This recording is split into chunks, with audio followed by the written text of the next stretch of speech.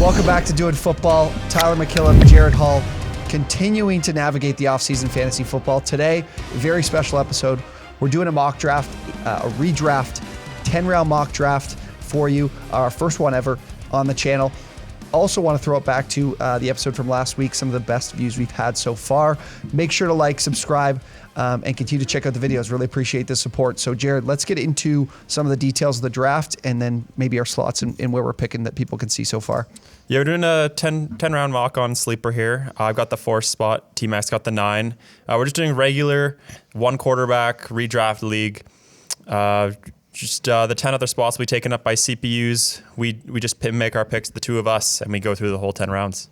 Perfect. Yeah. So decisions to be made, especially at 4 and 9. I think those are good spots. So we'll find out what comes Opposite of end it. is the draft. Yeah, exactly.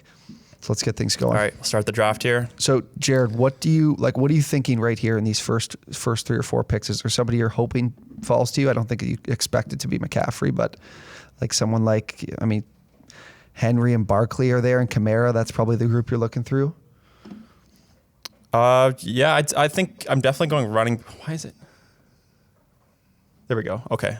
Perfect. So finally got it figured out. Sorry about that. McCaffrey, right. Cook, and Henry, the first 3. So yeah, this is where I think we got to go running back here, especially this early in the draft. And to me, there's a clear 5, I'd say. There's McCaffrey, Cook, Henry, and then you got Barkley and Kamara. Yeah. I'm a little worried about Barkley in redraft just because of the injury. So I'm going to take Kamara here. I think he's a lot safer. Yeah, I'm with you there. Okay, so Taylor is really where I was making a decision. If he was available to me at 9, I would have gone with him. I think Tyreek Hill being behind Adams, I think it kind of makes it easy that I know I'm at 9 and I think I can make a decision on a running back when it comes back to me. So I am going Tyreek Hill. You aren't worried about not getting enough workhorse running backs? No, because I can get somebody here that I think is has league winning type potential. So I know you like Cam Akers, maybe not for this season, but just in general. So look, I'm going to go just to my running backs: Akers, Swift, Allaire. I know Eckler just went. That's the one that I was hoping would fall to me. So you would say rather have Tyreek Hill and say Akers or Gibson here versus say Zeke and AJ Brown? Yeah, so I'd rather have Hill over Brown for sure, right? I'd rather have Tyreek Hill over Brown, and I'm like Zeke is somebody to me that I'd be a little wary on in terms of the production started to fall off. So I'm willing to take the chance on Hill. I would have liked to see Eckler fall to me there. I'm gonna go Akers. I like the offense, and I like what the potential is with him in that offense. You know what we saw with Todd Gurley with Sean McVay. So I think they'll run the ball a fair bit. I like Akers there. Yeah, I think Akers definitely provides a lot of upside. He's definitely got that league-winning potential that we see, and I'm a big fan of going running back early here. Even though you still have really talented wide receivers, Ridley, Jefferson on the board, I'm leaning towards taking another running back. And to me, it's between DeAndre Swift and Clyde Edwards-Helaire. I love both of them this year. I think both have very high potential. I'm going to have to go with DeAndre Swift here, though. I think he's going to be an incredible talent this year. And yeah, he's going to get a heavy workload. I game script made an won't article matter recently about his potential to be the 2018 version of Christian McCaffrey. And I think even with reports of Jamal Williams coming out, I think he still has that upside. Yeah. Tons of upside with Swift. Like I said, regardless of game script, he's going to be able to rack up points. Wow. Okay. So no running backs go off the board here, which means my other guy's still available. And yeah, I love taking running backs. Pick, right? I have to go running back again. I'm going Clyde Edwards-Helaire. I love the Kamara Swift Clyde Edwards-Helaire start. I think it's so strong. If one of these wide receivers, let's talk Ridley, Jefferson, Robinson. If one of those 3 fell to you, it's unlikely. Ridley, I think, was starting to fall a bit. But if one of those guys were there for you, would you have made it that pick instead of Allaire? Probably not, to be honest. I need those top end running backs. 'Cause with these 3 guys, I could just fade running back the rest of the way if I wanted to, and just only get receivers, tight ends, and a quarterback, and I would be completely fine. Okay, so this one for me, is incredibly easy. I'm so happy with Harrison and Akers because of the workload. Very happy with that. That's definitely a great duo there. Waller goes right there late too. Julio and Godwin are gone. So there's a couple running backs with Amari Cooper going. Look, I know a lot of people are wary about Josh Jacobs last season and just the addition of Kenyon Drake. I'm not as worried about it. I still think he's going to get the workload. So for me, decision to be made is between, I'm seeing CeeDee Lamb here. I don't think it'd be a reach to be taking him at this point. Wide receiver wise, Evans and Woods. I think because I have Tyreek Hill, I can get after the running back position. So I'm gonna go Josh Jacobs. I like the pick. I think he's definitely getting faded way too hard because of Kenyon Drake. Yeah. How good is Kenyon Drake really going to be this year? Exactly. There's no way they don't give Jacobs the same workload he had last year. And sure, he had some bad games, but as your running back 3, that's all I'd want as my running back 3. Exactly. Yeah. Exactly. The 3 spot for a guy like Jacobs with the workload, like the given workload he's going to have, you're going to be very happy there. And for me, having Hill, he can give me the opportunity to kind of be a little lighter on the wide receiver spot. So you have Lamb available to you now. Yeah, I definitely need to go receiver here now. And I like this value of Lamb. I think at the end of the 4th round, he's easily the best wide receiver left here. Yeah. And again, like I said, I was considering it. Like he was a thought. I gave him some thought to take there too. So that's good that he fell to you. A little run on wide receivers. I'm surprised the quarterback's still available, even though it's only one quarterback. Like Lamar Jackson, Kyler Murray, Dak Prescott. It's tempting, but I can't do it. I can't pull the trigger. Yeah. I know it's so tempting, but in a 1 quarterback league, never take quarterback early. Always fade them. We're on this. Me and Jared are on the same page there. I just can't go wide or can't go quarterback too early unless I see really good value. I can't do it in 1 QB leagues. Yeah, I'm just not going to be that guy. Oh, I'm gonna actually go. I think I'm gonna go T. Higgins here. Maybe a bit of a reach, but I think he's a perfect wide receiver too. He's gonna have that floor that we look for, and he could easily take a sophomore jump even with Jamar Chase landing in Cincinnati. I just think he's too talented of a guy to start losing volume because of Jamar Chase, and I love having him as my second wide receiver. Yeah, I think he'll be fine there. Okay, so here's where I'm at. We talked about Lamar and Dak. I think this is kind of a point where I might be willing to make a move on a quarterback just with how they've fallen. I know I'm coming back here, so I think I can still wait and have somebody make the decision for me. Yeah. Adam Thielen's falling here too. God. I know you've talked about James Conner a bit at rehab before. I wouldn't consider Conner I wouldn't consider. No, Edmonds. I was more referring to. Oh, okay. You're still here. I'm gonna go Thielen. I just feel like I've got an 800-900 yard guy guaranteed this year as my second wide receiver. Thielen's just so touchdown dependent. I find like if he doesn't get a touchdown in a game, he's probably not going to be very good. Jared, quarterback run started. Burned. I just got burned, man. Oh God. That's unlucky for you there. Oh my gosh. Tough pick here now. Okay, yeah, this is tough. Okay, so let me talk you through what I'm thinking. I'm thinking about Courtland Sutton, and I'm thinking about Mike Davis. That pick. I just saw Courtland Sutton. I'm like, this is. I probably should have taken him over T. Higgins. Now I think about it, like he's so undervalued to me. There was just reports out of Denver. He's the clear wide receiver 1.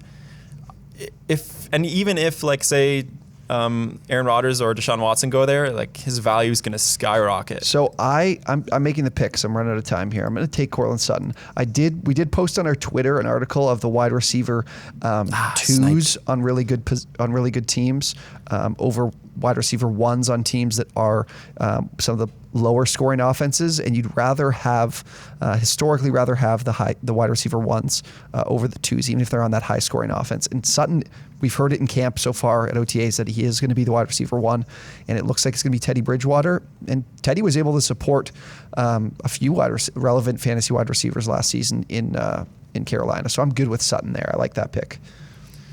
I'm considering Herbert here, man. Like I think he's falling way too far. Yeah. I have to stick to my guns.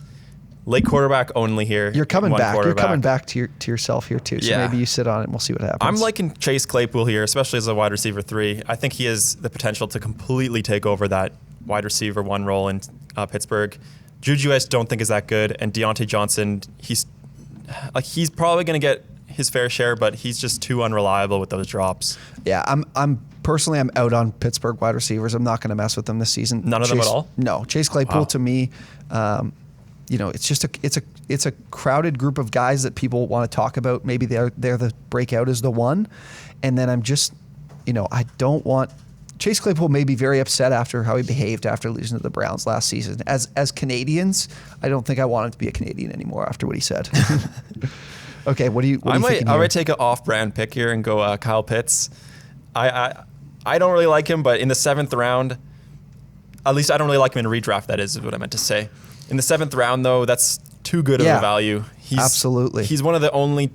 He'll be the second best option in Atlanta this year, besides Calvin Ridley. And in the 7th round, you got to take him there. Yeah, I'll be honest. I missed that completely.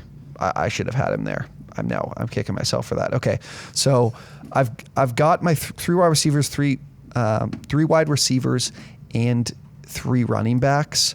I know. Look, I'm tempted with Jalen Hurts. I'm going to wait. I really like Jalen Hurts as a guy to look to in terms of, I think he's going to be very, very fantasy relevant. Team might not be that good, but he's going to run the ball. He ran the ball just about as much as Lamar Jackson did in his rookie season. So I'm going to take Javonte Williams, though. I like Javonte Williams in this spot. I don't want Leonard Fournette. I don't want Kenyon Drake. Yeah, it's getting thin a running getting back. Weak there. That's why I'm all about that wide running back early strat, and just grab 3 in the first 4 rounds, and you're set to just fade that position the rest of the way. Exactly. So Jalen Hurts is still here. I'm going to try to wait on it. I think a lot of people have made their QB selections, and there's only a few of us left. So I'm still missing my tight end. Noah Fant's there. He's the only guy I'd be thinking about right now. The question is it too early for me to grab him? Would I rather have a guy like Jamar Chase or James Conner? Gosh, you know what? I don't think it's too late or too early for Fant, I'd say. No, I don't think it is. He's fallen pretty far. Yeah, he's fallen a bit. Jamar Chase excites me too much, I think. I'm going to go Jamar Chase. The rookie hype. Yeah. I don't know if he'll be. And there's Hurts. I think Higgins will definitely be the wide receiver 1 there this year, but Chase has a better chance of being the wide receiver 1 long term. Mm-hmm. So I don't mind the pick, especially in the 8th round. At this point, it's more guys you think have higher upside. Yeah, Brandon Cooks was someone I thought about right there before Chase. I was kind of upset to see him go there. Okay, I'm surprised to see Jerry Jeudy still on the board here. This is just an easy smash pick. Although we do have Sutton, I think will be the number 1. Judy's just too talented to ignore. I think he will still put up very good numbers, and in the 8th round, you got to take a shot on a guy with that much upside. Yeah, it's. I know somebody we saw on Twitter with an article about taking the guys that don't have that good first season in the NFL, about being able to bounce back for the second year. Doesn't happen that often. Yeah. Who was? I'm trying to remember who that was, but it was a really good piece there. I think it was me. It was you. It was you. And he's taking Judy. No, Judy had a great first season. He had like over 800 yards. Oh, I thought he was. But his touchdown numbers were low. It was more the drops, I think, that were the biggest thing. What are you thinking here? This is a tough pick. I really hate all the running backs. They're all just useless. I might just keep stacking wide receivers here. I'll take a shot on Devonta Smith. He's probably going to be the wide receiver 1 there. And I like that pick a lot. It might not work out for me, but he's got the upside to be at least a flex play most of the year. So here's where I'm at. We did do 10 rounds here, so we only have 2 picks left. I haven't filled my tight end or quarterback, so I'm gonna fill those here with these 2 picks just so people get an idea of what I think about on this. And this might be the easiest pick I'm ever going to make, Jared. Yeah. I cannot believe I'm getting this guy. Well, I mean, I can believe it in terms of it's only 10 rounds, but I can't believe some of the guys that have gone before him. But Ryan Tannehill is just a smash pick. That's who I would have picked if he fell to me. So Burrow goes after him. We see Irv Smith and Higbee go. Higbee was the one guy I was thinking about there. So that's a tough one to lose out on. So now I'm going to scan through what I've got remaining at the tight end position. And let me tell you guys, I would not be picking tight end right now if this was any more than 10 rounds. At this point, it's best to just completely fade them and just stream them every week. Exactly. Yeah. It would definitely be so I'm going to still make a pick here. And I think I'm going to have to. I've talked about with Jared a lot about Cole Kmet. I think with Justin Fields, he played really well last year in what was a bit of a crowded tight end room. Jared Cook is also available. Look, I'm not excited about Jonnu Smith and Hunter Henry. Evan Engram, I don't know what to expect. It's such a crowded wide receiver room there too. I'm definitely not looking at Gronkowski. I'm going to go Austin. I think I'm going to go Austin Hooper, though. I don't like the pick. I might like I'm going to go Cole Kmet just because I'm big on Cole Kmet this season. That's who I'm going to go with. Again, would not be making a tight end pick here. I think if you had gone tight end quarterback, then you could have potentially got Irv Smith. Well, you would have got Irv Smith. Yeah, Irv Smith or Higbee. I really like Irv Smith this year as a potential breakout, even though the coach said he's not going to get an increased role, which makes no sense to me whatsoever. I would go Higbee just for this year because I do think it's big that he's just because of the him being the only tight end left really as a receiving tight end, and the addition of Matthew Stafford, I kind of like him a bit more, but those two are definitely close. And Irv Smith, in terms of dynasty outlook, is definitely on that other level. He was also very great last year with Kyle Rudolph out of the picture, and I think that can definitely continue this upcoming season. Yeah. For my last pick, I need a quarterback, and the pick is obvious to me. I think it's Matt Stafford. He is going to a much better offense, and he's been so underrated in terms of a quarterback talent throughout the entirety of his career.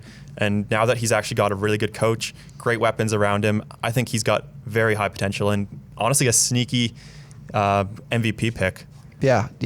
Matt Stafford, I think I'm a little worried because I don't know if his production in fantasy is going to stay the same, just considering the fact that he's on a better team. He's had to throw the ball a lot in Detroit. So I am a little bit worried about that. But I think in terms of the value of where you're getting him, I think he's the easy pick there. Yeah. Do we want to just run through our teams real quick? Yeah, we can run through our teams.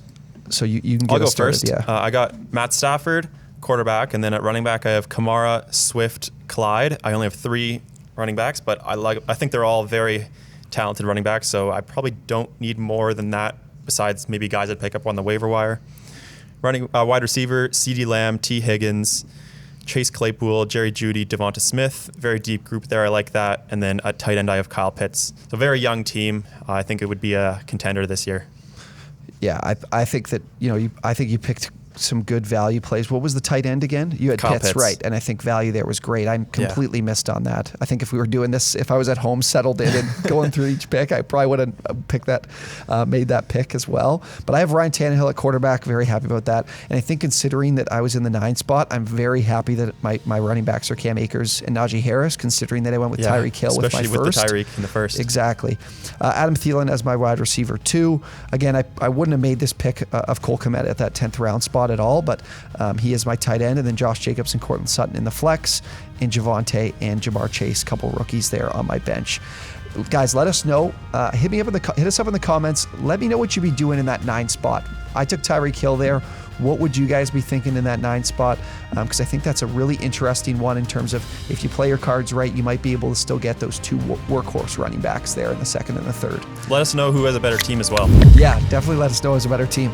Anyways, thank you guys for tuning in. First mock draft of the year, plenty more coming, and we'll see you guys next time.